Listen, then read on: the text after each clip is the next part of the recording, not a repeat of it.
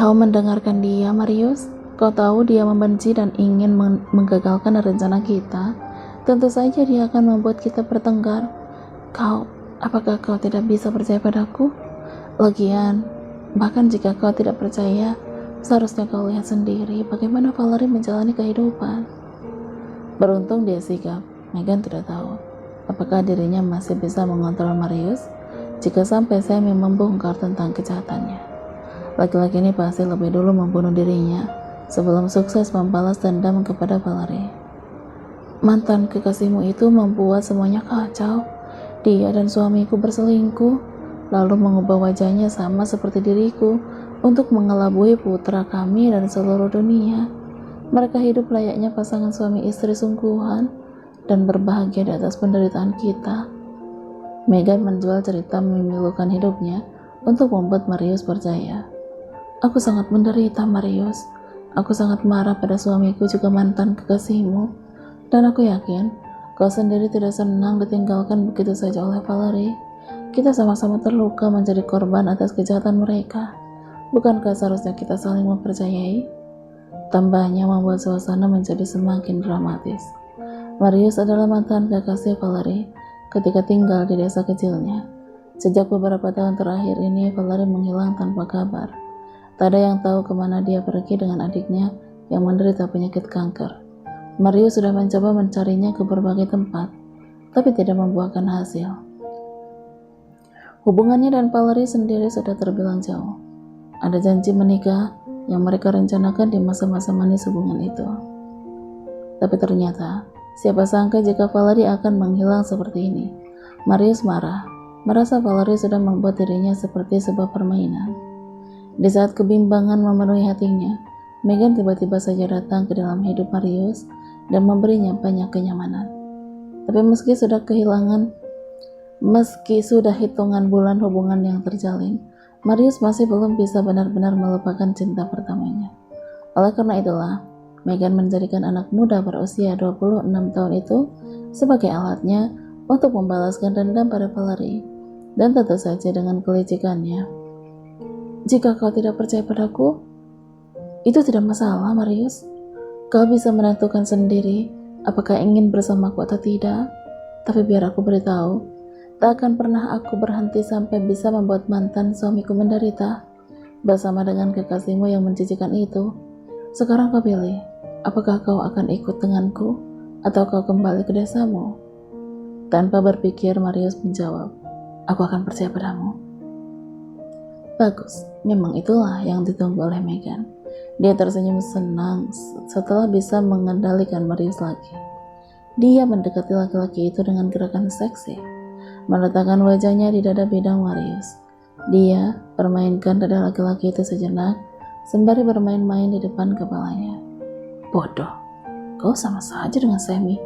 Kalian laki-laki memang selalu bodoh dan percaya pada tipu muslihat wanita. Bersiaplah Marius, persiapkan dirimu untuk membunuh Valerie. Di tempat berbeda, tanggal pernikahan semakin dekat dan kondisi Valerie pun semakin membaik. Dia tidak harus menghabiskan waktunya di atas ranjang seperti yang disarankan oleh dokter. Dia bebas berjalan-jalan di sekitar Mansion, meski harus tetap menjaga kondisi tubuhnya agar tetap fit menghadapi pernikahan nanti. Valerie berdiri di depan pintu ruangan yang digunakan sebagai tempat fitting pakaian pengantin.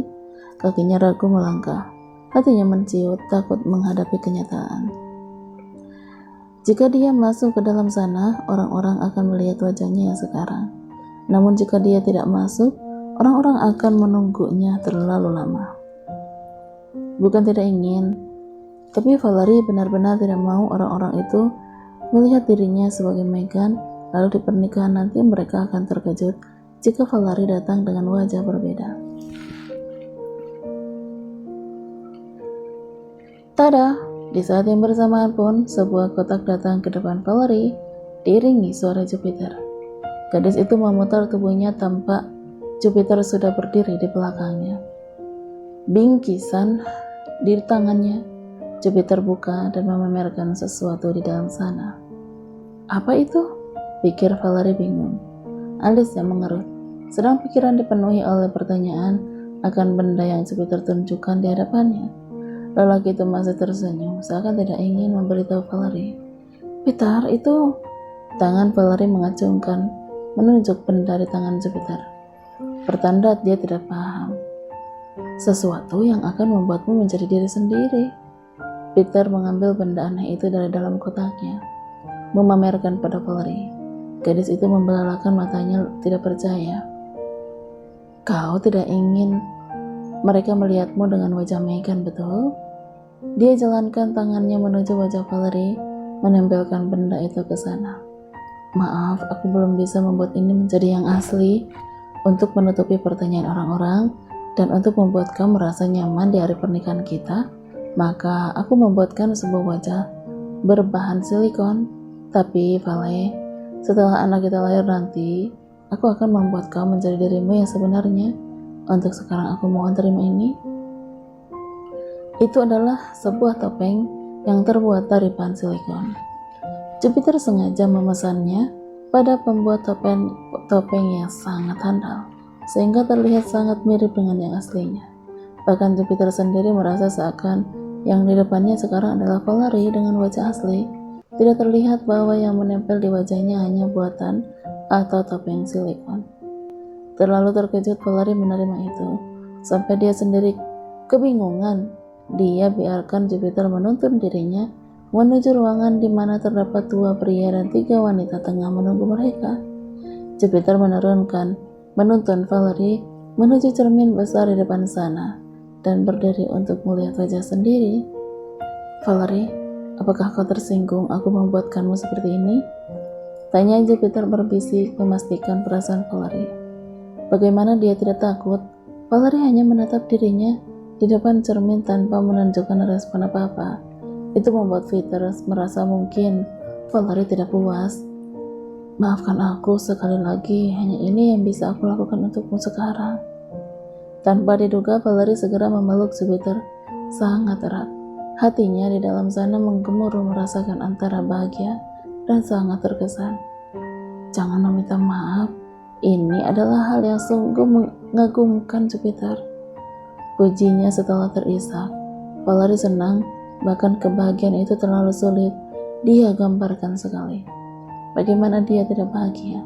Sejak beberapa tahun belakangan, Valerie harus menatap wajah asing di depan cermin. Valerie harus hidup dengan wajah milik Megan dan menjalani hidup menjadi orang yang sangat jahat di mata orang lain. Tapi dalam sekejap mata Jupiter mengubah dirinya menjadi Valerie yang dulu.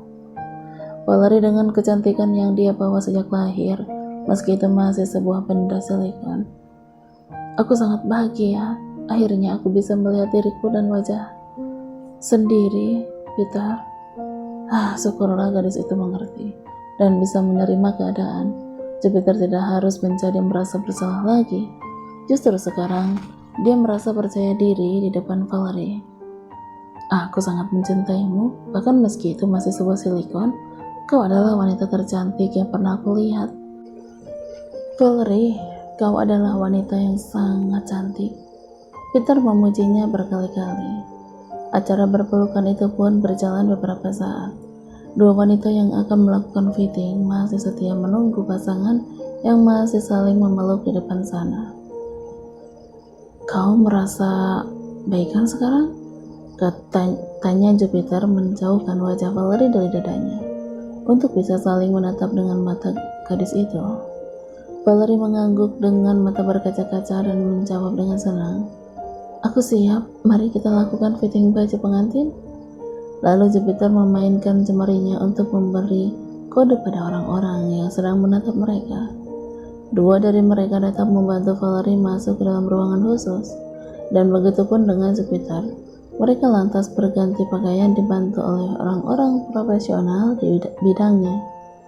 Lihatlah Nona, Anda sangat cantik mengenakan gaun ini, kata salah satu dari mereka yang tengah memasangkan resleting di bagian punggung Valerie.